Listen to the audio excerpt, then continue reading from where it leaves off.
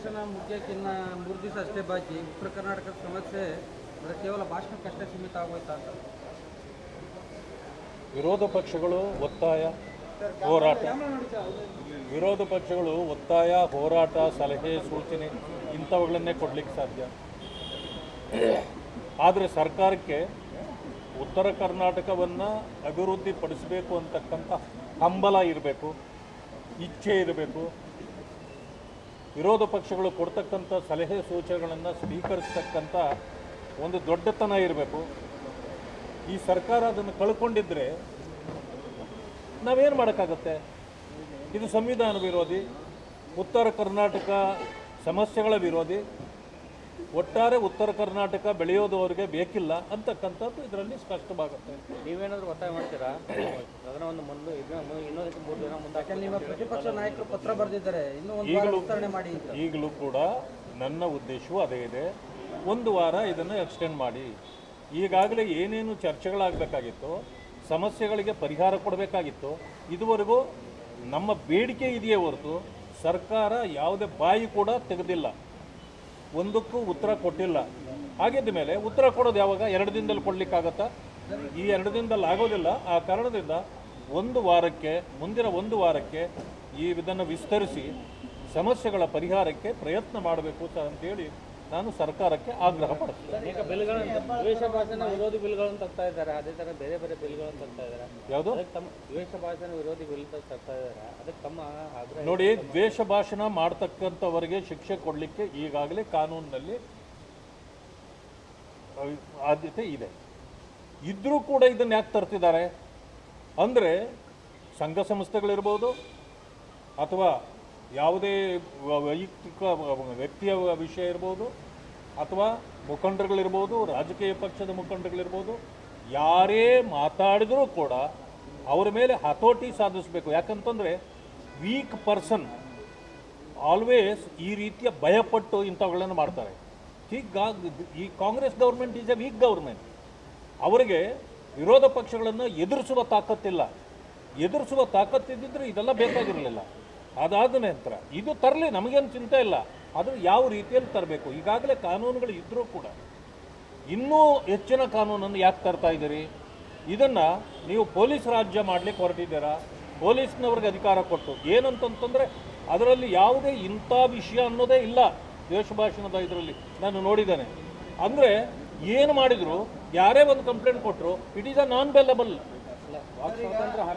ಹೌದು ಹೌದು ಅದಕ್ಕೆ ನಮ್ಮ ಕಾನ್ಸ್ಟಿಟ್ಯೂಷನಲ್ 19A ಆರ್ಟಿಕಲ್ನ ವಿರೋಧ ಆಗುತ್ತೆ.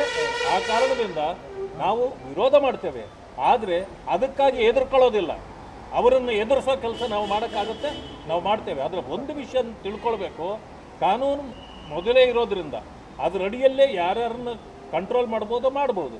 ಒಂದು ಸಮಯ ಹೇಳ್ತೀನಿ, ನೀವು ಇವತ್ತು ಅಧಿಕಾರದಲ್ಲಿದ್ದೀರಿ, ವಿರೋಧ ಪಕ್ಷಗಳನ್ನು ಹಣಿಯಲಿಕ್ಕೆ ನೀವು ಈ ಕಾನೂನು ತಂದರೆ ನಾಳೆ ನಿಮ್ಮ ತಲೆಗೂ ಬರ್ತದೆ ಇದು ಅನ್ನೋದನ್ನು ನಿಮಗೆ ನೆನಪಿಸ್ತೇನೆ.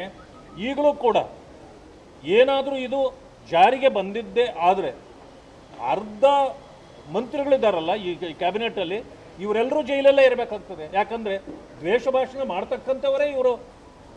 ಯಾರ್ಯಾರು ಏನೇನು ಮಾತಾಡ್ತಾರಂತ ಪ್ರಧಾನಮಂತ್ರಿಗಳನ್ನು ನಿನ್ನೆ ಏನು ಮಾತಾಡಿದ್ದಾರೆ? ಸಮಾಧಿ ಕಟ್ತೀವಿ ಅಂತಂದರೆ ನಮ್ಮ ಮಾನ ಮರ್ಯಾದೆ ಅದು ಇದೆಯೇನ್ರಿ ಇವ್ರಿಗೆಲ್ಲ? ಪ್ರಧಾನಮಂತ್ರಿ ಒಬ್ಬರನ್ನ ಸಮಾಧಿ ಕಟ್ಟಲಿಕ್ಕೆ ನಿಮಗಾಗತ್ತಾ?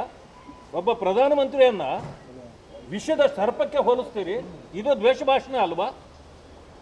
ಒಬ್ಬ ದೇಶದ ಅಧ್ಯಕ್ಷರನ್ನ ಅವಳು ಅಂತೀರಿ, ಒಬ್ಬ ಫೈನಾನ್ಸ್ ಮಿನಿಸ್ಟರ್ನ ಯಾವಳವಳು ಅಂತ ಕೇಳ್ತೀರಿ.